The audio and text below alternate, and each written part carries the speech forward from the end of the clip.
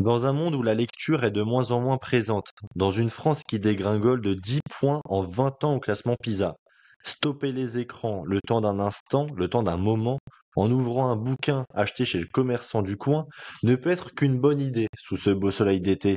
Il suffit après tout d'ouvrir un simple roman pour que nos sentiments retombent le temps d'avant. Le temps où Instagram ne pesait qu'un gramme dans notre vie. Le temps où TikTok ne nous rendait pas complètement toc-toc.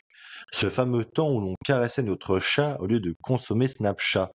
Et par-dessus tout, je tiens à vous préciser que je n'ai absolument rien généré avec chat GPT. Salut Hugo, comment vas-tu? Franchement, à chaque début de podcast, je vais me taper des barres, je sens, parce que tu nous sors des punchlines en plus. C'est génial. Ouais, j'étais inspiré, Eh ben pourquoi écoute, pas. Jean, ça va très bien, et toi? Ça va. Tranquille, on tourne le petit podcast estival ensemble. Deuxième prise hein, pour, pour ce Deuxième podcast. prise. Alors On a là, c'est eu vrai que sur les deux un... derniers podcasts, on prend plus de café parce qu'on tourne, il est 21h24, donc il y a la même ambiance que si on prenait un café, mais bon, il est un peu tard pour le petit chaos. Ouais, effectivement, parce que on tourne les podcasts en avance. Là, on a une semaine assez chargée où on fait plusieurs podcasts pour pouvoir être tranquille en août. Parce qu'on va chacun partir à peu près 3 semaines, enfin partir, en tout cas prendre des vacances pendant à peu près 3 semaines. Donc voilà. Qu'est-ce que c'est le sujet du podcast aujourd'hui? Eh ben, on va vous présenter 3 livres que l'on adore. C'est un peu dans le sujet estival, hein, enfin dans le moment des Tout vacances. à Vous avez fait. le temps de lire, donc pourquoi pas. Ça vous donnera peut-être des idées de lecture au bord de la plage. C'est clair. D'ailleurs, tiens, Hugo, dis-moi et dis-nous plutôt, bah, est-ce que toi, tu lis beaucoup? Est-ce que moi je lis beaucoup? Et quels Ça sont tes dépend. styles de livres? Tout à fait. Bah alors ça dépend. C'est vrai que je lisais beaucoup. Enfin, j'ai lu beaucoup jeune, surtout des romans. Donc entre 7-8 ans et genre 14-15 ans, tu vois, pas mal de romans. Euh, Moi j'adore tout ce qui est roman fantastique, tu vois, Le Seigneur des Anneaux, tout ça, je l'ai poncé. Euh, et ensuite, par contre, après le bac, quand j'ai fini mon bac, j'ai été beaucoup plus livre pratique, développement personnel, tout ça, enfin vraiment des livres concrets, tu vois. Et enfin concrets, c'est-à-dire qui t'apprennent des skills au quotidien que tu peux utiliser dans ta vie. Et c'est vrai que depuis que j'ai eu mon bac, je crois que j'ai pas lu une seule fois un roman. J'ai dû lire constamment, constamment des livres pratiques, que ce soit développement personnel, finance, sport, santé ou autre, tu vois. Et j'essaye de lire un peu tous les jours. C'est vrai qu'en ce moment, je respecte pas trop la règle, euh, mais j'essaye. En tout cas, j'ai toujours un livre en cours de lecture, ça c'est sûr.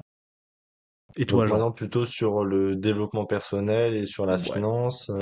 c'est ça. Bah alors, surtout finance en ce moment. Ouais. Développement personnel, j'ai l'impression d'avoir un peu fait le tour du sujet. C'est vrai qu'on fait quand même vite le tour. Une fois que tu as les bonnes pratiques et que tu appliques ça dans ta vie, voilà, tu vas passer à autre chose. Finance, là, je suis en train de poncer la finance, surtout donc les livres anglophones. Euh, j'ai toute une wishlist Amazon qu'il faut que j'achète. Donc voilà. Ok. En ce moment, je suis en train de lire The Outsiders. Ah oui. Bah, il y a le film qui est plutôt pas mal, ouais, d'ailleurs. Je suis pas sûr qu'il y ait un film. Si, l'Outsider. Je pense que c'est pas le même. Ah ouais? The Outsider, c'est sur 8 CEO non conventionnels. Ah ouais, non, bah c'est pas du tout ça. Mais Non. l'Outsider, c'est un livre de finance, hein. Je crois que c'est sur le délit d'initié Ah, ou sur le crash de 2008, je sais plus, l'un ou l'autre. Mais je sais ok. qu'il y a un livre, il y a un film de finance qui était plutôt pas mal en plus sur le Bah là, avec effectivement, c'est le livre The Outsiders de William Thorndike qui retrace le parcours de 8 CEO du coup américains. Je l'ai pris en anglais parce qu'il n'existe pas en français et il est assez complexe à lire. Ok. Ouais, il est galère. Franchement, celui-là, je te le conseille pas pour commencer. Et toi, Jean? Oui, voilà, l'Outsider, c'est le film qui retrace en fait, c'est l'affaire Kerviel, Ah oui. là où la Société Générale avait perdu ses 5 milliards Hmm. d'euros. Et Ok. l'Outsider, justement, ça retrace tout le moment, tout le laps de temps où il y a eu la fraude, le tribunal, et comment la Société Générale avait géré la situation qui était dramatique à l'époque, en plus en pleine crise financière. Ouais. Ok. Très bien. Ok. Est-ce que tu lis beaucoup, toi? Alors, moi, c'est différent. J'ai commencé à lire assez tard. Assez tard, bon, j'ai toujours lu, hein, forcément, mais c'était plutôt des livres obligatoires, tu vois. Voilà, fallait les lire. C'était le professeur qui nous disait de les lire. Donc ça lisait plutôt les résumés, c'est vrai. Mais j'ai découvert en fait plusieurs auteurs, notamment Zola, Victor Hugo. Donc des livres pas du tout sur la finance, hein, parce que moi je suis plutôt, alors j'adore l'histoire, mais je crois que toi aussi. Tout à fait. Et j'adore l'histoire et surtout les temps modernes, donc les guerres et l'époque moderne, donc l'industrialisation des différents pays, etc. Et voilà, les temps modernes, j'adore cette époque et je voulais beaucoup lire comment dire, de livres sur ce sujet. Bon, surtout, je sais pas si vous connaissez, enfin, je sais pas si vous aimez plutôt Zola, mais c'est quand même excellent ce qu'il a écrit. Enfin, c'est vraiment l'immersion totale, donc ouais, j'ai commencé à lire ça. Bah, les livres de finance, beaucoup, mais moi, par contre, j'arrive pas à toujours lire, tu vois, par exemple, sur un an, je vais faire full livre de finance, j'y arrive pas. Tu sais, j'ai besoin de varier. Hmm. Développement personnel, pas tellement. Je pense qu'une fois que, alors j'en ai lu deux, trois, mais tu vois, si t'arrives déjà à respecter 5 critères sur les 5 que t'as lu au total, c'est déjà bien, tu vois. Parce qu'au bout d'un moment, t'as 8 choses à respecter par livre. À la fin, il y en a un qui va te dire de se coucher tôt, l'autre qui va te dire de se coucher tard. Tu vois. Ouais. Voilà. Donc le développement personnel, pas trop. Mais ouais, les livres de finance, j'en ai lu pas mal. Bon, j'ai lu les traditionnels, hein. Non, Père riche, Père pauvre, c'est pas de la finance pour moi, mais tu vois, l'investisseur intelligent, Bogle, la psychologie de la monnaie, et la finance comportementale aussi. Bah, tu sais, Xavier Delmas en parlait dans ses plusieurs podcasts et dans plusieurs de ses vidéos, comme quoi Hmm. la finance comportementale, c'était des livres très intéressants. Alors, j'en ai lu, bah, j'ai lu ceux de sa wishlist. Bon, c'est intéressant, mais Hmm. voilà, quoi. Je préfère les livres en fait, je préfère les livres concrets, tu vois, qui te Hmm. disent, voilà, faut faire comme ça et pas comme ça, parce que c'est comme ça que ça fonctionne. Voilà, je préfère ce genre de livre. Si je veux m'inventer une histoire, etc., je préfère lire un bon roman. Et Ouais. puis voilà. Ok. Mais sinon, oui, je lis quand même pas mal maintenant. J'essaie de lire, je sais pas, 1 heure et demie, 1 heure et demie, 2 heures par jour. Vu que je prends les transports en commun pour aller au travail, 1 heure aller, 1 heure retour, bon, ça me laisse ouais, une bonne heure et demie de lecture. Très bien. Voilà, voilà. Très bien. Bah, du coup, effectivement, aujourd'hui, on va vous présenter 3 livres chacun. Ouais. Tu veux que je commence? Ouais, vas-y, je te laisse l'honneur. Bah écoute, moi le livre que je vais présenter aujourd'hui, c'est le premier livre de développement personnel que j'ai lu en fait. Donc il s'appelle Tout le monde n'a pas eu la chance de rater ses études, qui a été écrit par Olivier Roland. Alors je sais pas si vous le connaissez ou pas aujourd'hui, il est plus trop connu, je crois, dans la sphère francophone. Mais moi à l'époque où j'ai acheté le livre, donc c'était en 2016, et il était assez connu parce que c'était en fait le premier, ça a été un peu le premier infopreneur français qui a démocratisé un peu tout le concept de blogueur, tu vois, de blogueur, youtubeur, etc. Et en fait, donc moi j'ai fait un bac scientifique et j'ai détesté, absolument détesté le lycée versus le collège par exemple qui allait très bien, tu vois, j'avais pas des facilités, mais le collège en vrai c'est facile. Donc le Et encore collège plus maintenant. franchement, ah ouais, non, mais maintenant c'est une blague leur truc là. Mais C'est clair. voilà, le collège c'était facile, mais par contre je suis arrivé au lycée, j'étais en S à l'époque, j'en ai chié. Moi, les maths, à la base, c'est pas franchement, c'est pas que c'est pas mon truc, c'est juste que ça m'intéresse pas, en fait. Et, enfin, sauf quand c'est pour faire de la finance, pour le coup. Et voilà, donc en fait, j'ai détesté ça. Et à la base, je voulais faire une école d'ingénieur. J'ai vite compris que j'avais pas envie de faire ça et que surtout que j'allais pas pouvoir faire ça parce que mes notes ne suivaient pas. Et donc, je me suis redirigé vers une fac d'histoire parce que j'adore l'histoire. Et globalement, j'étais dans une période où je me disais, voilà, qu'on verra bien. Et puis je savais pas trop quoi faire. Et là, je suis tombé sur ce livre. Je me dis, tiens, c'est marrant quand même, pourquoi, le titre, tu vois, tu te dis, il est complètement contre-intuitif, tout le monde n'a pas eu la chance de rater ses études. Je commence à lire le derrière et tout, je me dis, putain, ça a l'air vachement intéressant. Donc je l'ai acheté, j'ai dû le lire en une semaine, honnêtement. Je l'ai poncé, alors que c'est un gros pavé, hein, il doit faire 500 pages. Ouais. Et il est vraiment, vraiment très très bon. En tout cas, moi j'ai beaucoup aimé ce livre parce que c'est vraiment une grande introduction à plein de concepts différents du développement personnel. C'est un peu une porte d'entrée qui t'ouvre un peu tous ces univers. Et moi à l'époque, je trouvais ça vraiment exceptionnel parce que c'était la première fois que j'entendais parler de tout ça, tu vois, la possibilité de réussir hors salariat, de monter une entreprise, tu vois, je m'étais même jamais posé la question de savoir si c'était possible ou pas de monter une entreprise. Et j'ai vraiment mis un pied à l'étrier grâce à ça. C'est d'ailleurs le premier livre qui m'a fait connaître les ETF, parce qu'il y a tout un chapitre dans le livre sur lequel il parle de l'investissement passif en ETF. Il explique même comment ouvrir un compte de Giro, etc. Et à l'époque, je me rappelle, j'étais allé sur la page d'accueil de Giro, j'avais rien compris, je me suis dit, oula, c'est trop compliqué, j'ai abandonné, alors que putain, si j'avais commencé à mettre du S&P 500 en 2016, ça aurait été sympa. C'est clair. Mais du coup, voilà, donc très bon livre, et en plus, à la fin du livre, donc on a toute une liste de livres, du coup, de développement personnel à lire pour aller plus loin. Et du coup, c'est vraiment une très bonne porte d'entrée. Après, il conseille tous les livres classiques, hein, genre la semaine de 4 heures, Père riche, Père pauvre, t'en as parlé, Comment se faire des amis, toutes ces choses-là. Et 48 lois du pouvoir aussi, très très très bon livre. L'autoroute du millionnaire aussi. Ça, j'ai jamais lu par contre, celui-là. Ouais, moi non plus, j'ai jamais lu. Moi, mon premier livre de. Comment dire de. Ah, je perds mes mots en ce moment. De développement personnel, c'était, je me souviens, Miracle Morning. Miracle Morning, donc en gros, bon, pour faire simple, il te dit faut se lever très tôt. Faut se lever très Tout tôt à fait. et parce que c'est le matin où tu es le plus efficient, donc faut bosser le matin et dormir le soir. Peu de monde respecte ça regarde Netflix jusqu'à 1h, 2h du mat alors que ça se lève à 7h le lendemain. Bon, voilà.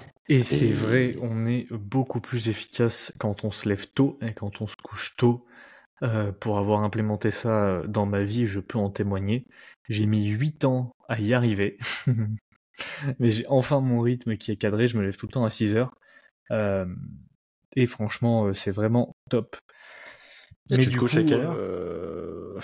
en général, entre 21h et 22h, je suis claqué, je dors. Bah ouais, Ok, tu peux pas avoir l'un sans l'autre, quoi. T'es obligé de te c'est coucher vrai, tôt si tu veux te lever tôt. c'est vrai. Et voilà, donc ce livre, ça a vraiment un côté presque sentimental pour moi, parce que ça a été vraiment une découverte d'un nouvel univers, et c'est ce qui a fait que je me suis lancé dans l'entrepreneuriat ensuite, parce que pile après avoir terminé le livre, du coup, j'ai commencé à monter un projet de chaîne YouTube avec mon ancien coloc. Bon, on l'a arrêté au bout de 3 mois. C'était une chaîne YouTube de muscu, mais c'était déjà ça. Et ensuite, du coup, j'ai fait une formation de développeur web à la suite de tout ça. Parce que justement, il en parlait, je crois, aussi dans le livre, et c'est ce livre qui m'a dit, mais ouais, en fait, faut que je fasse ça, c'est trop stylé. Et parce qu'il parlait en fait de tous les métiers qu'on pouvait faire à distance, tu vois, sans avoir besoin d'être dans un bureau ou quoi, un peu en mode digital nomade. Et c'était vraiment, franchement, je rappelle encore une fois, c'était en 2016, hein, c'était vraiment très novateur comme concept à l'époque. Et voilà, concrètement, c'est grâce à ça ensuite que je me suis lancé en freelance en tant que développeur web, que j'ai monté une agence de communication ensuite, ma première boîte, et que j'en suis aujourd'hui là où j'en suis avec IQ Invest probablement, parce que de fil en aiguille, en fait, c'est un cercle vertueux, je pense, le développement personnel. On cherche toujours à s'améliorer, à implémenter des nouvelles choses dans notre vie, et voilà, tout simplement. Donc Donc, je sais t'as pas vraiment si le senti un livre... déclic. Ouais, clairement, j'ai senti un gros déclic en le lisant.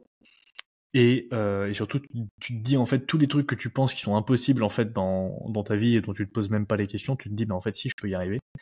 Et voilà, donc je sais pas si le livre existe encore. Si c'est le cas, on vous mettra l'image du livre dans la vidéo et un lien Amazon.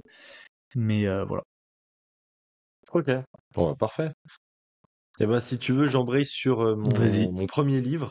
Alors, ben, moi, les amis, ça va être la biographie d'Elon Musk qui a été écrite Hmm. par Walter Isaacson et c'est assez récent. Ça date de 2023, donc c'est tout frais. Alors, on est d'accord, hein, on aime ou on n'aime pas Elon Musk, mais on peut pas lui enlever comme quoi c'est un visionnaire. Hein, il a révolutionné la voiture électrique, le spatial avec SpaceX et même la façon de payer avec une de ses premières sociétés qui était PayPal. Alors, pour ceux qui connaissent pas Walter Isaacson, hein, rapidement, c'est un auteur qui est connu et reconnu pour avoir écrit les biographies de Steve Jobs, Einstein, Benjamin Franklin et même Léonard de Vinci. Voilà, pour la petite anecdote. Là, j'ai commencé à lire Steve Jobs, donc c'est très bien écrit, c'est quand même un petit pavé. Alors, c'est sympa, mais je vous conseille plutôt de commencer par Elon Musk parce que, bon, Steve Jobs, il n'avait pas non plus une vie à 200 à l'heure comme, euh, comme Musk, donc bon, c'est un peu plus chiant à lire, enfin, faut se l'avouer. Alors, personnellement, ce que j'ai beaucoup aimé dans ce livre, c'est l'objectivité de l'écrivain. Parce que c'est assez rare déjà, mais il n'hésite vraiment pas à critiquer donc le protagoniste, hein, Musk, notamment avec ses crises de folie, ses propos qui sont plutôt assez déplacés et assez limites des fois envers beaucoup de personnes. Et il va pas du tout chercher à cacher la face cachée, enfin sa face cachée, avec ses comportements difficiles, avec que ça soit avec ses ex-compagnes, hein, parce qu'il a eu, je crois, que c'est son 10e enfant là, il a eu 9 femmes au total, donc des sacrées pensions alimentaires. La vie Euh, d'artiste. la vie d'artiste, ouais, c'est clair. Et comment dire, après, ouais, des comportements aussi difficiles avec ses collaborateurs. Il y a qu'à lire le livre, vous allez vous rendre compte que si ça fonctionne pas, bah, en fait, t'es viré. Tu vois, c'est pour ça qu'il a viré tout Twitter, c'est pour ça qu'il a viré tout SpaceX et remodelé au moins une bonne dizaine de fois Tesla. C'est vraiment impressionnant, hein. C'est militaire. Et bah, vu qu'il a un problème, il est quoi, autiste Asperger, tu vois, si ça va pas comme ça, tout le monde y passe.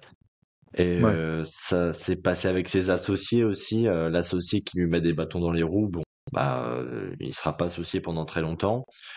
Soit l'associé part, soit c'est Musk qui part. Et ses adversaires, dans le point de vue commercial, bon, quand il veut quelque chose, il fait tout pour l'avoir. Et on aime ou on n'aime pas, hein, je me répète, mais il a quand même beaucoup de mérite. Pour ça, c'est qu'il est jusque-boutiste.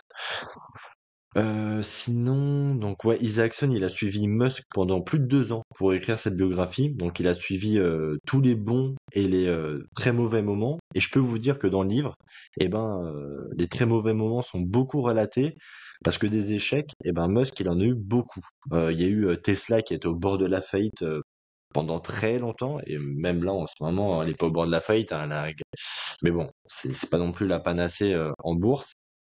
Là, enfin, la vidéo, on est en 2024, donc pour nos amis qui regarderont la vidéo bien plus tard, en ce moment, Tesla, c'est pas non plus, on n'est pas à l'apogée.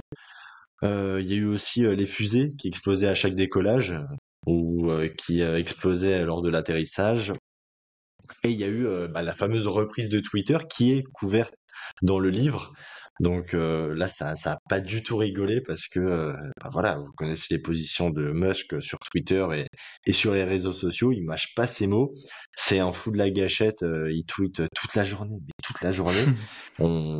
Les associés l'avaient même interdit de tweeter, tu vois, parce que une fois qu'il est sur Twitter, le mec il est déchaîné.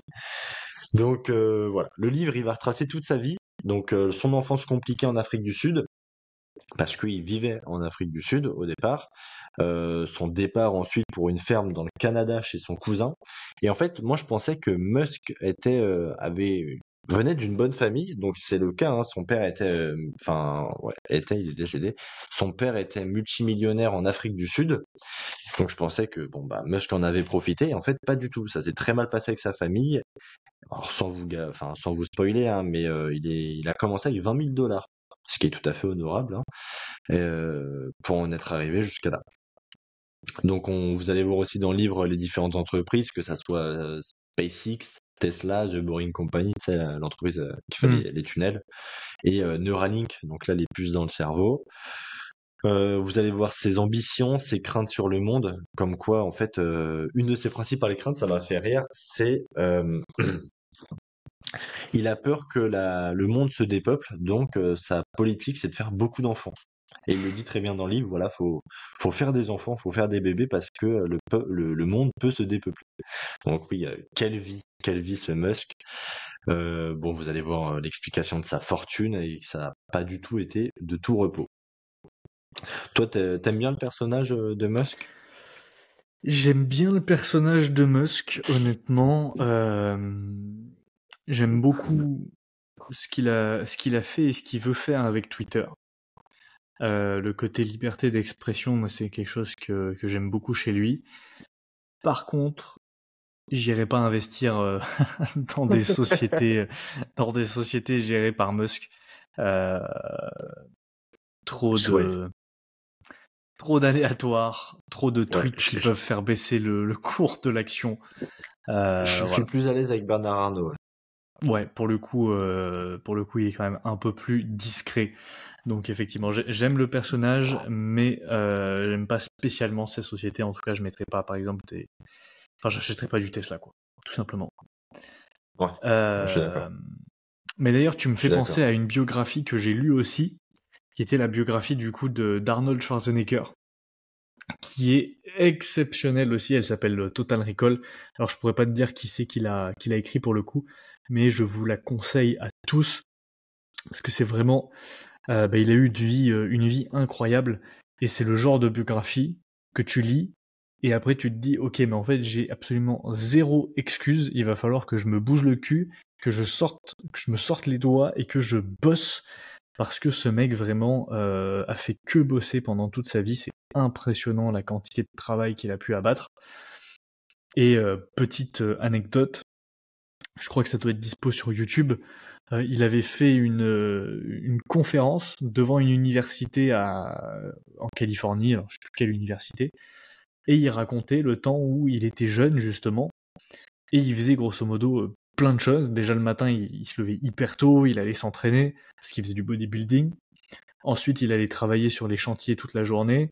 Il faisait de l'immobilier, il avait un parc immobilier à gérer, parce que d'ailleurs, peu de gens le savent, mais il a fait fortune d'abord dans l'immobilier avant de gagner de l'argent dans le bodybuilding et en tant qu'acteur. Il était déjà en fait Ok, je savais pas. multimillionnaire quand il a commencé Terminator, tu vois.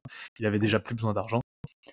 Euh, et, et le soir, il prenait des cours du soir à l'université parce que quand il est arrivé aux États-Unis, il parlait même pas un mot d'anglais, tu vois. Donc le mec, vraiment une vie à 300 à l'heure. Et il y a et il disait qu'il dormait, je crois, 5 ou 6 heures par nuit, un truc comme ça. Et il y a un étudiant dans la salle qui lève le bras et qui lui dit ouais, mais si on a besoin de plus d'heures de sommeil, qu'on a besoin de 7 ou 8 heures par nuit. Et là, il y a un gros blanc, Arnold, il le regarde et lui dit sleep faster. Dors plus vite. C'est génial, j'adore cette mentalité. Ah, moi Voilà. aussi, j'adore. Ouais, franchement, bah, tu vois, moi, la biographie d'Elon Musk, j'ai adoré parce que alors oui, c'est une biographie, mais c'est limite du développement personnel, tu Hmm. vois. Parce que à la fin du livre, bah voilà, c'est les claps de fin, tu le fermes et tu dis, ok. Alors, bah, Je au suis fond une de merde. toi, ouais, t'es une merde et c'est fini bah, j'ai pas le temps, c'est trop compliqué, une chose à la fois. Tu vois, Hmm. ça donne envie de se surpasser, de repousser les limites, d'arrêter de se contenter de ce que l'on a, parce qu'il aurait très bien pu arrêter à PayPal, hein. Il avait pris, je crois, 24 millions de dollars avec PayPal et il s'est dit non, moi, j'ai pas cette ambition-là, les gars. Moi, je veux révolutionner la voiture électrique. Il a pris ses 24 millions, il a tout mis, il a tout réinjecté quasiment. Bon, il s'est acheté la Aston Martin, mais il a Il tout s'est pas acheté une réinjecté. McLaren aussi à un moment? McLaren, pas Ouais. Aston Martin. McLaren. Quand il se l'est fait livrer, là, avec une de ses copines, enfin, une de ses premières copines. Donc voilà. Et en fait, la morale de l'histoire pour cette biographie, c'est, on comprend en réalité que absolument rien n'est impossible et il faut juste du travail et encore du travail. Tout à fait. Et, euh, Et c'est très intéressant ce que tu dis, comme quoi les biographies sont presque du développement personnel, parce que je suis tout à fait d'accord, et je pense que les biographies sont même tout aussi, si ce n'est plus intéressantes que des livres de développement personnel, parce que c'est des cas concrets en fait. C'est des exemples concrets dans la vie de gens qui ont réussi. Ok, bah écoutez, je pense qu'on a fait le tour sur le premier livre, donc la biographie d'Elon Musk, écrite par Walter Isaacson. Hugo, est-ce que tu veux bien nous présenter ton deuxième livre? Tout à fait. Donc effectivement, mon deuxième livre. Donc là, on retourne dans le domaine de la finance. Pour le coup, pour mes 2 prochains livres, puisque le deuxième, c'est The Quality Growth Investor, écrit par Long Equity. Alors pour ceux qui suivent ma chaîne, vous connaissez probablement Long Equity. Ceux qui ne connaissent pas donc Long Equity, qu'est-ce que c'est? C'est un fonds d'investissement, je crois, américain, parce qu'en fait, on ne connaît pas le mec. On ne sait pas qui gère ce fonds d'investissement. C'est un fonds privé d'ailleurs, il me semble. Je crois pas enfin, il est pas coté. Je crois pas qu'il donne ses Non, positions, tu sais, il est privé. Ouais, c'est un fonds privé. Et la philosophie du fonds, bah, comme le nom du livre l'indique, c'est d'investir dans des actions de qualité et de croissance. Et bah, en fait, ce qui est génial avec ce livre, c'est que c'est vraiment un livre très pratique. Et moi, je trouve que c'est vraiment un des meilleurs livres que j'ai pu lire sur la finance, et surtout une excellente introduction. Et surtout une très bonne introduction à la finance, parce que c'est un cas vraiment... Enfin, c'est un livre très très court déjà, qui doit faire 120 pages. Alors, il est disponible uniquement en anglais par contre, mais il est pas, en vrai, il est pas hyper compliqué à lire pour un livre en anglais. Donc même si vous débutez en anglais, ça peut être assez simple, parce qu'au final, il y a beaucoup de termes de finance. Donc normalement, si vous êtes à l'aise en bourse, vous connaissez ces termes, et il n'y a pas des grandes phrases compliquées avec du vocabulaire du XVIe siècle. Donc en vrai, il est assez simple à lire, il est très rapide, il peut se lire en une journée si on s'y met à fond. Et il explique vraiment toute la méthodologie. T'as pas l'air convaincu, genre. Non, non, bah, juste pour rebondir sur ce que tu as dit, alors pour la petite anecdote, Long Equity, ça a été une de mes premières vidéos sur ma chaîne qui a été un flop énorme parce que je pense que rien n'était bon, la miniature, le titre, etc. Donc c'était une de mes premières vidéos et pour te rejoindre, j'ai commencé, là, juste aujourd'hui, j'ai commencé à lire les 10 premières pages de Long Equity. Mon niveau d'anglais est assez mauvais, faut l'avouer. Et honnêtement, il est quand même assez simple à lire, j'ai trouvé. Alors que, comme tout le monde, hein, je suis humain, je mets Google Trad, etc. Je prends en photo chaque page et j'essaie de la lire déjà en anglais pour travailler mon anglais. Bon, après, une fois que vous free cash flow, grosse, revenus, EBITDA, etc., ça va être des termes réguliers, donc vous voyez à peu près ce que ça veut dire. Mais c'est de ce que j'ai vu, en tout cas, c'est assez simple, c'est écrit grand, il y a 160 pages, c'est écrit de façon assez lisible, hein, les phrases Mais sont ouais, courtes. il y a beaucoup de schémas, il y a beaucoup de tableaux. Ouais, voilà. Donc c'est vraiment, honnêtement, on vous encourage à le lire parce que même si vous n'êtes pas très fort en anglais comme moi, c'est largement faisable. Ça en vaut la chandelle. Exactement. Mais je te Et laisse puis de rebondir toute là-dessus. façon, si vous voulez continuer à vous intéresser à la finance, vous allez devoir passer par l'anglais un jour ou l'autre. C'est vraiment, selon moi, indispensable, parce que tout le contenu, vraiment, enfin tout le meilleur contenu en fait est vraiment disponible en anglais. Mais du coup, pour conclure sur ce livre, pour moi, c'est vraiment une très très bonne porte d'entrée, parce que contrairement à beaucoup de livres de la finance, tu vois, par exemple, je prends l'investisseur intelligent, c'est beaucoup de théories, c'est beaucoup de concepts abstraits, c'est beaucoup de choses, en fait, quand on débute.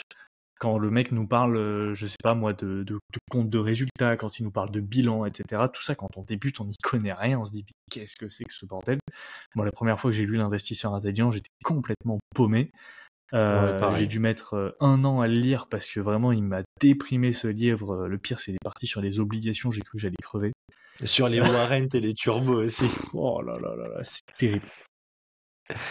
Et The Quality Growth Investor, du coup, c'est pas du tout ça, c'est vraiment pratique, pratique, pratique. Comment trouver des actions de qualité, qu'est-ce qu'il faut regarder, quels sont les critères à vérifier, comment analyser une action, comment interpréter comment trouver les free cash flow, donc tout le flux de trésorerie en fait d'une entreprise, les bilans, les retours sur capitaux. Il explique même comment gérer son portefeuille, comment calculer la performance de son portefeuille, comment gérer tous les mois la rotation de son portefeuille, donc quand est-ce qu'il faut vendre, quand est-ce qu'il faut acheter, combien de positions il faut avoir en portefeuille, etc. Enfin, vraiment, il y a tout qui est détaillé. C'est presque un manuel d'utilisation de l'investissement qualité.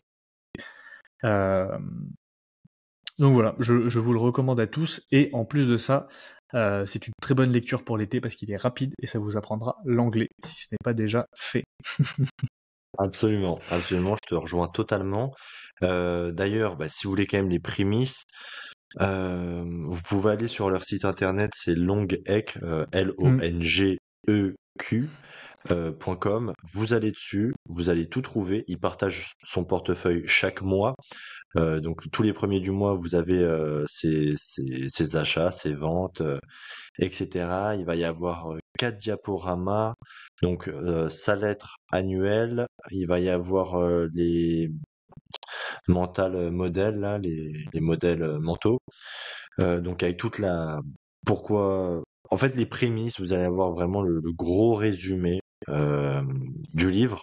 Mais je pense que ce qui est mieux, c'est de lire le livre tout simplement. Mais déjà, vous avez quand même beaucoup de documentation sur Long Equity.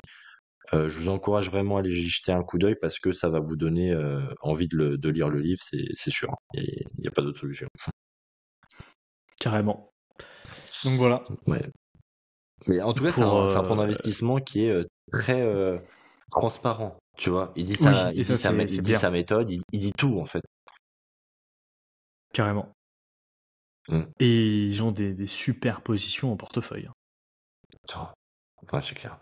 Tu Le vois, ils ont portefeuille est du magnifique. Nvidia, ils ont du Cadence Design, ils ont du ASML, ils l'ont revendu, mais ils ont du Google. Non, ils ont pas de Google, mais ils ont du Mastercard, du Visa. Mais moi, ça fait pas mal de temps que je les suis. Je peux vous dire qu'ils ont ça depuis un paquet de temps. Je peux vous dire qu'ils ont eu du Nvidia. Elle cotait même pas $300, je pense, pour vous dire. Ouais. Donc, ça tabasse. Carrément. Ok.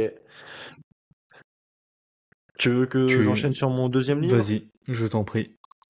Eh ben écoutez, mon deuxième livre, ça va être L'éducation d'un investisseur dans la valeur de Guy Spיר. Donc c'est un livre de finance également, mais le troisième n'en sera pas un. Alors c'est un livre assez simple et rapide à lire. Donc je sais que vous êtes en vacances, donc vous allez pouvoir en lire même deux. Mais non, trêve de plaisanterie, il fait 258 pages. Il est en français et je pense vraiment qu'il est parfait pour les vacances. C'est pas de la finance à 100%, c'est pas du développement personnel non plus, mais ça va être vraiment, il va développer sa thèse d'investissement qu'il a travaillé assez tard. C'était un requin au début dans le monde des affaires, etc. à New York, et en fait, il est passé à la méthodologie Warren Buffett.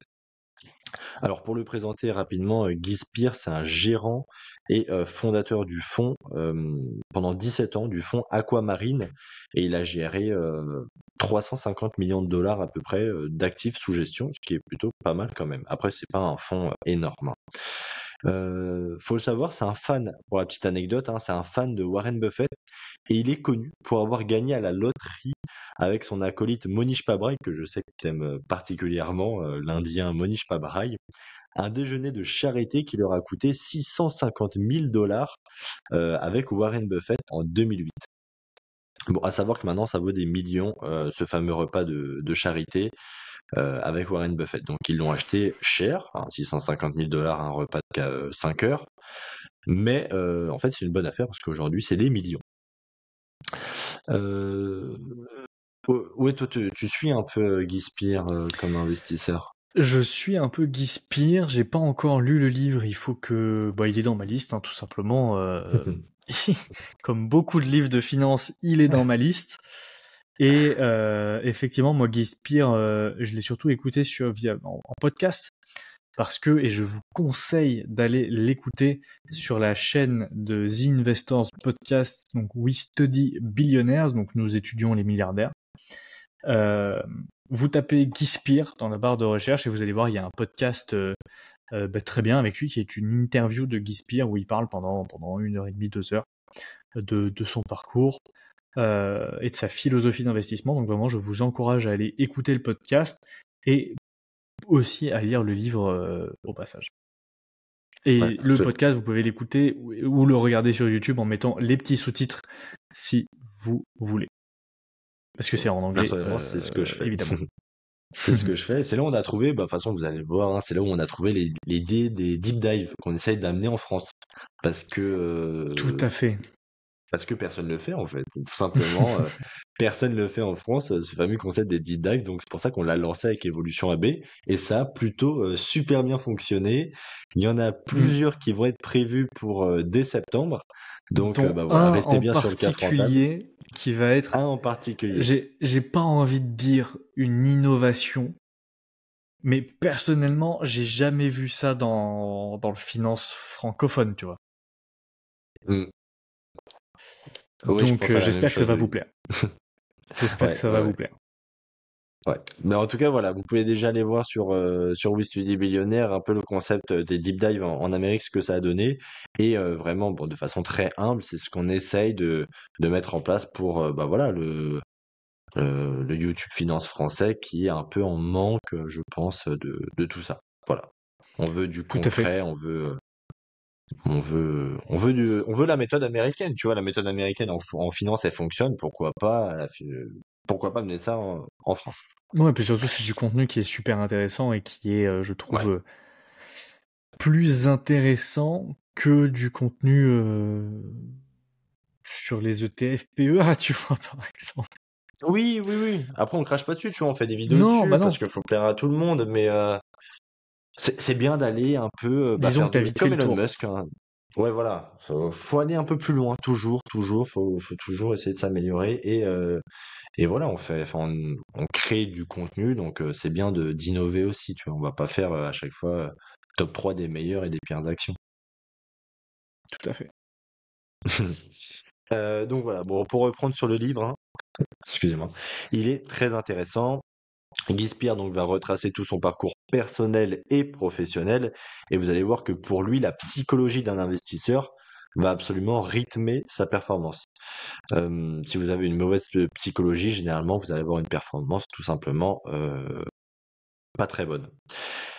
Et l'importance de la discipline et de la patience, enfin plutôt dans l'investissement, l'important c'est la discipline et la patience. Chose qu'on a tendance à oublier, hein. Même moi, je suis pas forcément patient. À chaque fois, je veux acheter une action alors qu'elle est pas très bonne, alors que j'ai pas fait une analyse assez approfondie. Enfin, je suis humain aussi, hein, donc j'achète des fois des bouses. Ça arrive. Et j'en ai fait les frais, forcément. Donc, moralité de l'histoire, achetez toujours des entreprises qui gagnent de l'argent, hein, surtout. Je tiens à dire ce point. Bref, l'importance aussi, selon Guy Spire, c'est d'avoir des modèles et des mentors, hein, parce qu'ils vont un peu influencer votre style d'investissement. Moi, j'ai des modèles, j'ai des mentors entre guillemets. Et toi, Hugo, est-ce que tu as des modèles ou des mentors? Pas spécialement, je dirais pas que j'ai des modèles, tu vois, pas vraiment de mentor, parce que pour moi, un mentor, c'est vraiment, t'as une relation Ouais. proche avec lui, tu vois. Donc j'ai pas vraiment de mentor à ce niveau-là. Modèle, oui, on en a un peu parlé tout à l'heure. Moi, par exemple, je suis un grand fan Arnold Schwarzenegger, tu vois. Et dans le monde de la finance, il y en a un en particulier que j'adore. Et tu sais de qui je parle, et ça fait une très très bonne transition pour mon 3e livre, qui est du Bon, bah, coup... Peut-être que vous ah avez ouais, j'avais deviné, pas fini. mais voilà. Ouais, ouais, je Vas-y, je te pense laisse que finir. si vous suivez un peu le podcast, vous savez de qui veut parler Hugo. Alors, eh ben, attends, je vais essayer de finir vite. Alors, pour Guy Spire, l'important, c'est aussi d'avoir une vie équilibrée. Et je pense que toi et moi, on est largement d'accord là-dessus. Donc, que ça soit au niveau du travail, de la famille et même des amis, hein, entourez-vous. Alors, la famille, on sait qu'on la choisit pas, mais les amis, on les choisit. On a ce luxe-là. Donc, voilà, essayez de vous entourer quand même assez bien. Et par exemple, lui, pour prendre son exemple direct, eh ben, il est parti du bordel new-yorkais, qui est très stressant, voilà, tout le monde est sous coke, etc. C'est quand même assez spécial, au modèle zurichois. Donc Zurich, une petite ville suisse dans les montagnes, où le cadre de vie est quand même beaucoup moins stressant. Et pour lui, et il en parle dans le livre assez... dans un chapitre notamment où bah, jamais il retournera vivre à New York. Et pourtant, il vivait dans une belle maison, etc. Voilà, pas de quoi, un beau quartier, etc. Mais l'environnement n'est pas propice à l'investissement. Tout à fait. Et Et j'en suis bah, bien d'accord. un peu comme toi qui a fui l'Île-de-France d'ailleurs. Exactement. Pendant mes 10 000 pages, j'ai troqué les quais de Seine à la forêt. C'est plutôt sympa. Je veux bien le croire, surtout en ce moment. Dis-toi que moi, je subis actuellement les Jeux Olympiques. Et ben moi, je suis parti juste avant. Et oui, tout était Juste avant. calculé. Petit vénard, va. Et Bon, oui. sinon, bah, Guy Spire, il va expliquer pendant longtemps dans son livre son influence qu'a eu Warren Buffett sur lui, parce que là, pour le coup, euh, Warren Buffett, c'est son mentor, c'est son modèle, donc il va vraiment copier sa thèse d'investissement, sa philosophie de vie, voilà, parce que Warren Buffett n'habite pas à New York, lui, il est reculé aussi dans les montagnes d'Omaha, donc une petite ville aux États-Unis, je crois, C'est Omaha, dans les c'est montagnes, dans le Omaha? centre. Ouais, je crois. Bah, en tout cas, c'est dans le centre Hmm. des États-Unis. C'est dans la Pampa, hein. Je suis pas Vas-y, sûr que ce regarde, soit et dans tu me des diras. montagnes, hein. Ça m'a l'air bien Bon, il doit y plat hein, avoir. sur les photos. Bon, il y a rien en tout cas autour. On est d'accord. Ça m'a l'air quand même vachement plat. Bon, en tout cas, il est vraiment au milieu de l'Amérique. Il y a quand même pas grand-chose à faire apparemment. Et voilà, il va expliquer aussi tout un chapitre sur le fameux déjeuner qu'il a eu avec lui. Donc c'est quand même excellent. Bref, tout ça pour dire que je vous encourage vivement à lire ce livre. Et d'ailleurs, pour la petite anecdote, Guy Spire va vous dévoiler plutôt 8 règles sur l'investissement. Bon, je vais vous en dire 2, mais après je vous laisse le suspense pour le reste. Mais une de ces règles, ça va être si une action s'effondre, et ben après l'avoir rachetée, ne la vendez pas avant 2 ans. Voilà. Donc si vous achetez une action et qu'elle tombe, et ben pendant 2 ans, vous devez la garder en portefeuille. Et pour le coup, je pense que je suis assez d'accord avec lui. Et deuxième règle, bah, si quelqu'un essaye de vous vendre quelque chose, n'achetez pas. Alors là, ça peut paraître assez bateau, mais en réalité, dans le livre, il explique et il étaye bien son propos. Et voilà. Bah, je vous encourage à le lire sur ce, et c'est tout pour moi. Voilà, donc c'est l'éducation d'un investisseur dans la valeur de Guy Spire. Très bien, bah écoute, très intéressant. Il faut que je lise le livre. Alors, est-ce que Oma est dans la montagne? Non, non, non, je te confirme que c'est parfaitement plat. C'est dans la pampa, mais c'est plat. Exactement. Et en plus, il y a des gratte-ciels, hein, donc c'est pas tant la pampa que ça. Ouais, mais vas-y, en même temps, toutes les villes aux États-Unis, ils ont des gratte-ciel. Ouais, bah ouais, mais tu tapes Omaha, tu vas voir, je peux te dire que c'est pas le bled dans lequel je suis, hein. Moi, je suis vraiment dans la Ouais, pampa. ouais, c'est une petite ville de 485 000 habitants. Ouais, ouais, c'est déjà une grande ville, quoi. Là où je suis, il y a 700 habitants. Là, c'est la pampa, là. Là, c'est la pampa. Effectivement. Tu veux que j'enchaîne sur mon Ouais, troisième bah livre? écoute, dis-nous ton troisième et dernier livre Eh de bien, ton écoute, moi, investisseur fan. c'est 100 Baggers de Chris Meyer. Donc, Chris Meyer, qui c'est? C'est un investisseur américain qui a travaillé pendant pas mal de temps à, à Wall Street dans l'univers de la finance et qui s'est un peu retiré. Bah, comme tu dis, c'est un peu j'ai l'impression le point commun de tous les grands investisseurs, c'est de se retirer dans la pampa. Et c'est exactement ce qu'a fait Chris Meyer. Il vit vraiment au fin fond de l'Amérique. Je crois qu'il vit dans un espèce de manoir. Et son fonds d'investissement s'appelle Woodlock House Family Capital. C'est un fonds familial, c'est un fonds privé. Et dans ce fonds d'investissement, en fait, il gère un portefeuille très concentré de 11 actions dans lesquelles il y a, on peut citer Evolution AB par exemple, Dinopolska, Copart, Eiko, Lifco, Constellation Software. Bon, bref, vous irez regarder portefeuille Chris Meyer si jamais ça vous intéresse. Et en fait, dans son livre, donc 100 baggers, il nous explique comment trouver des 100 baggers. Donc, qu'est-ce qu'un 100 bagger? Vous le savez peut-être, c'est une entreprise qui fait x100 en bourse. Et pourquoi j'ai adoré ce livre? Déjà, je vous conseille de les lire dans cet ordre. Donc d'abord le livre de Long Equity, The Quality Growth Investor, et ensuite 100 baggers de Chris Meyer. Les deux sont en anglais, précision absente, et 100 baggers pour le coup est quand même plus complexe à lire parce que moins terre à terre justement, donc moins de termes de finance, on va être pas mal sur de la psychologie et sur des grands principes un peu plus génériques, type la philosophie de buy and hold, donc tu vois le fait de vraiment d'acheter une action et de la conserver sur le très très long terme, puisque c'est le seul moyen en fait d'avoir des retours sur capitaux vraiment conséquents et de faire du x10 x100 sur ses positions. Mais également il va développer toute l'idée du coffee can portfolio et des grands principes en fait qui font un bagger en bourse, donc les free cash flow, les retours sur capitaux, les marges, l'avantage compétitif évidemment extrêmement important, le skin in the game du management et toutes ces choses-là en fait qui font qu'une entreprise a ses chances de devenir un 100 bagger. Et moi ce que j'aime beaucoup c'est qu'il est moins terre à terre que celui de Long Equity, mais il donne quand même des clés qui sont vraiment très complémentaires, et si on imbrique les deux, je pense que dans notre cerveau, il y a plein de cases et de connexions, de fils qui se touchent et qui nous font comprendre comment analyser une action et surtout quelles sont les informations qu'on veut chercher et trouver quand on analyse une action. Ok. Voilà. Et puis j'aime Ouais, beaucoup donc Chris Meyer. Et petite parenthèse pour terminer, il y a aussi beaucoup de podcasts avec lui sur la chaîne We Study Billionaires et Millennial Investing. Donc les deux chaînes, c'est le groupe The Investors Podcast qui fait ça.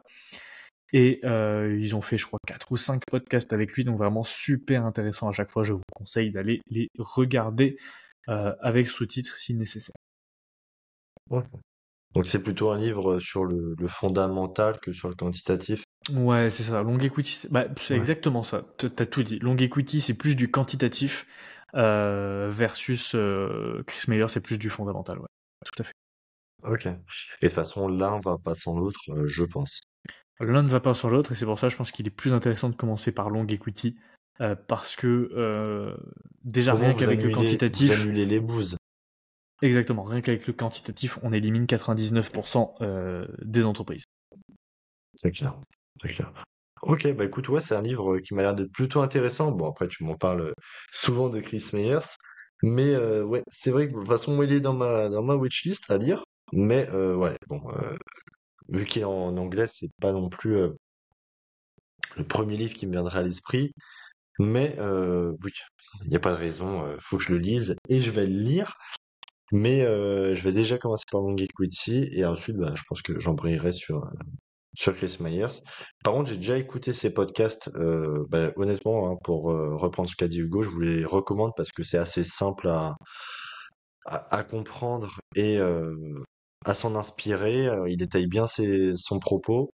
Et voilà, avec YouTube, vous mettez les sous-titres, c'est clairement compréhensible. Tout à fait. Mm. Et si un jour tu lis sans bagueur, on fera peut-être un épisode du Café Rentable dessus. Hein. Ouais, bah ouais, carrément, carrément, Et carrément. si Il présente ça comment?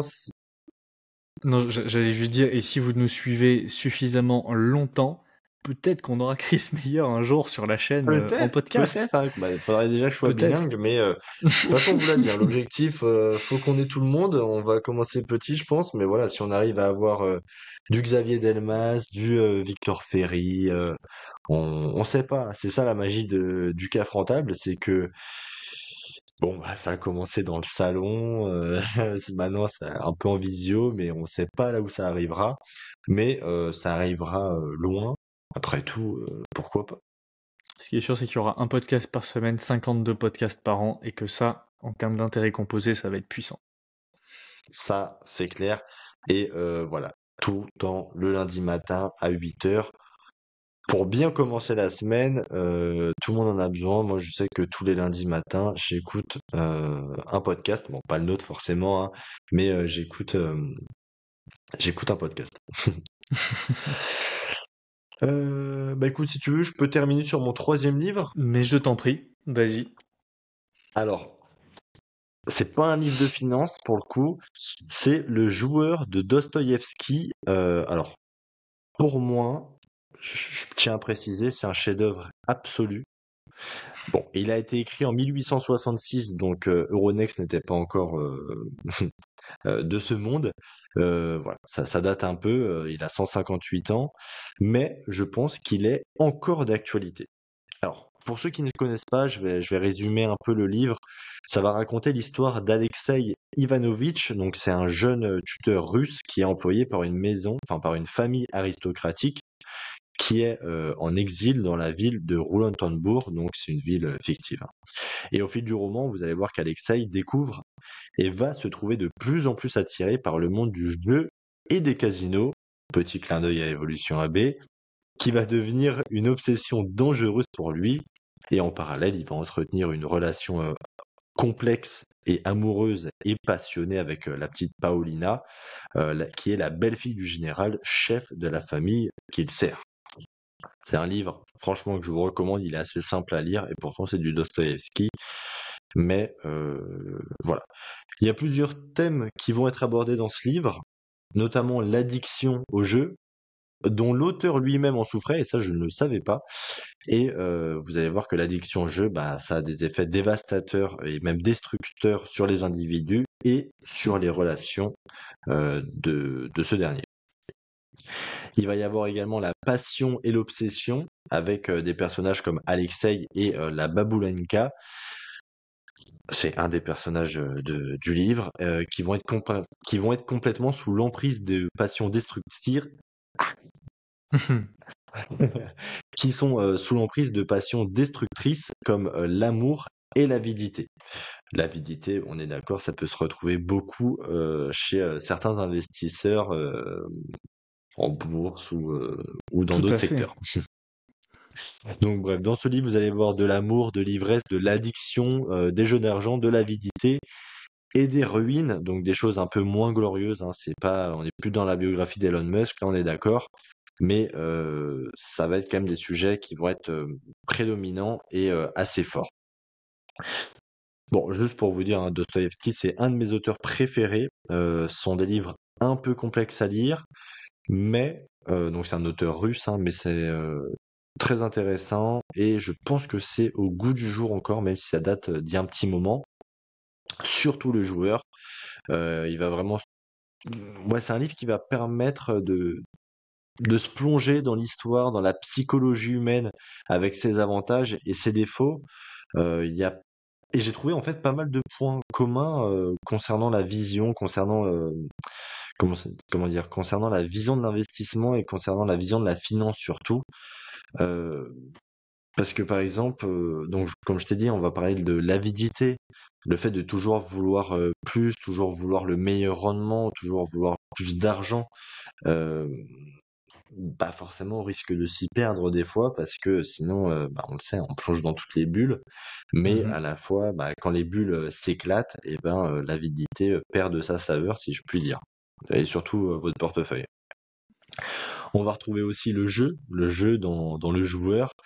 Bah, le jeu, je l'ai assimilé au trading, tu vois, qui est pour moi un peu un jeu. Tu vois les petites bougies rouges qui Ouais, montent, carrément. les petites bougies vertes Petits traits qui... sur les graphes, les petites épaules, épaules tête épaule. Voilà, le nuage d'Ishimoku. Bon, voilà, j'ai trouvé que c'était un peu, ouais, ça me faisait penser au jeu. Et ensuite, le dernier point, bah, ça va être la dépendance, hein, parce que je pense que investir de plus en plus d'argent sans s'être formé et sans travailler davantage, et regarder tous les jours, par exemple, son portefeuille en bourse, ça peut être une certaine dépendance à vouloir. Alors, le mieux est l'ennemi du bien, on est bien d'accord, mais à vouloir toujours plus, il faut savoir trouver ses limites.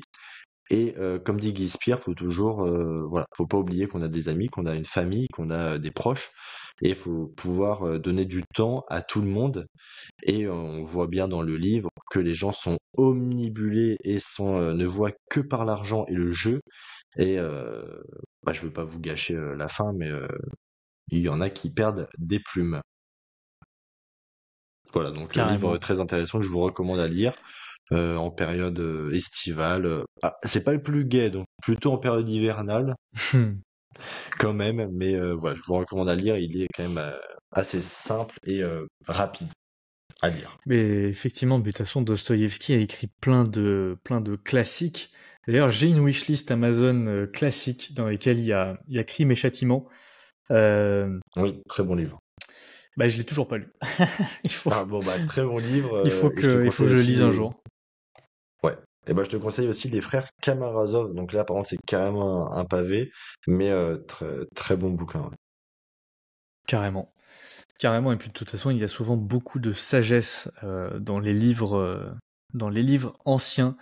D'ailleurs, un Mm. peu en parallèle avec la finance, ça me fait penser aussi au livre Penser pour moi-même de Marc Aurèle. Alors, là, quand on dit ancien, on est vraiment dans du très très ancien, Ouais. parce qu'on est il y a 2000 ans en fait, parce que Marc Aurèle, c'est bien le Marc Aurèle, c'est-à-dire l'empereur romain Marc Aurèle, donc c'est le vieux qu'on voit dans Gladiator, le premier. Le premier, oui. L'autre n'existe pas. Donc Sois c'est le pas vieux. dur. Je suis dur parce que je sais qu'ils vont chier sur la licence, mais bref. Euh, donc c'est le vieux qui est le père de Commode, et donc cet empereur romain a vraiment bien évidemment réellement existé. Il a eu une vie extraordinaire, et ce qui est très très bien avec ce livre, c'est que c'est un journal intime. En fait, c'est son journal intime. Il écrit toutes ses pensées, et on est vraiment dans la tête d'un empereur romain, donc c'est-à-dire l'homme le plus puissant du monde à son époque. Euh, et on est dans ses angoisses, dans ses problèmes, dans ses peurs, dans ses interrogations au quotidien. Et ce qui est très bien, c'est que Marc Aurèle développe une philosophie qui est stoïcienne, et moi c'est quelque chose qui m'a beaucoup apporté dans la vie, et je pense que ça me sert aussi en finance, puisque qu'est-ce que nous dit le stoïcisme? Alors il y a plein de choses que nous dit le stoïcisme, mais globalement ce qu'il faut retenir, c'est qu'il ne faut toujours se soucier que des choses sur lesquelles on peut avoir de l'impact. Donc tout ce qui est hors de notre zone de contrôle ne doit pas nous impacter, que ce soit émotionnellement ou autre.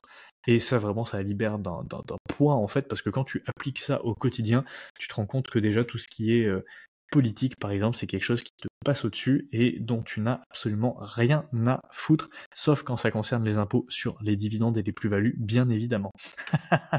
Merci. mais voilà, donc grosso modo, ça peut s'appliquer aussi à la finance, donc concentrez-vous sur les choses sur lesquelles vous avez concrètement des leviers d'action, donc c'est-à-dire lire les rapports financiers des résultats annuels des entreprises, suivre les résultats trimestriels, analyser les entreprises, connaître ses positions en portefeuille, avoir la bonne philosophie d'investissement, et ne pas constamment regarder les cours de bourse, par exemple, sur lesquels vous n'avez absolument aucun impact.